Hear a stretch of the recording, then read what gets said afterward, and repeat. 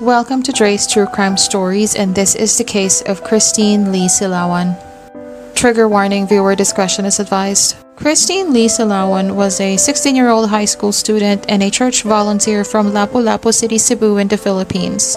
She was second of 4 children, and she has always dreamt of becoming a flight attendant. She would have been perfect for it. She was tall, lean, and very pretty.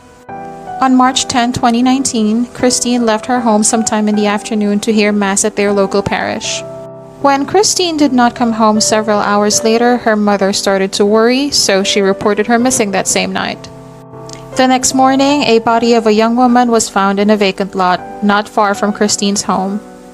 She was naked from the waist down, her face was skinned to the bone, and her body was riddled with stab wounds. She was positively identified as Christine Lee Silawan. According to police, Christine's body showed no signs of sexual assault and that there were witnesses who reported to have seen her with 3 men. Initially, the police arrested Jonas Bueno, who was already running from the law for another murder. He was considered a suspect in Christine's killing because of the similarities between how Christine was killed and how Jonas killed Trinidad Batucan in Danau City. It was reported that Trinidad's face was also skinned to the bone. Although Jonas admits to the murder in Danau City, he denies involvement in Christine's case.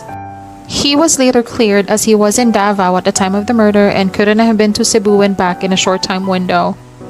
When police checked Christine's Facebook Messenger, they discovered that he was chatting with a teenage boy hours before she was killed. It turns out that the boy she was chatting with was the ex-boyfriend she broke up with a few days prior. They were also able to obtain a CCTV footage of Christine with an unknown man at around 6:30 p.m. walking at the side of the road not too far from where she was found. Investigators believe that the motive of the killing was jealousy. With this information, police took Christine's ex-boyfriend in custody as he was the last person to see her alive. The boy's mother protested, claiming that he was playing basketball with his friends and doing household chores on the day Christine was murdered. However, NBI claimed that this alibi was false as they were able to obtain a CCTV footage of the boy walking away from the church being followed by another man at 6:12 p.m. They filed murder charges against the boy, but because he was arrested without a warrant, he was eventually released. On April 2019, a 42-year-old man by the name of Renato Lienes was arrested for illegal possession of firearms and violation of the election gun ban. While in custody, he made a confession that he was the one who murdered Christine and that he did the crime alone. According to his statement, he created a dummy Facebook account and pretended to be a teenage boy to draw the attention of the young girl. He chatted with her frequently until they became an online couple. Renato was obsessed with her. They agreed to meet on the day of the murder, and when they finally saw each other, she realized that she had been catfished. An argument ensued between the two, and when Christine told him that she already has a boyfriend, he got pissed. Out of rage, Renato stabbed her 30 times.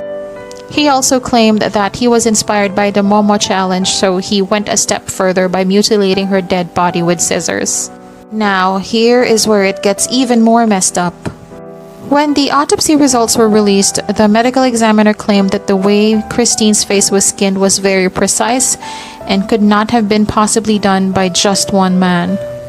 The autopsy revealed that her tongue, trachea, esophagus, her right ear, and parts of her neck were missing.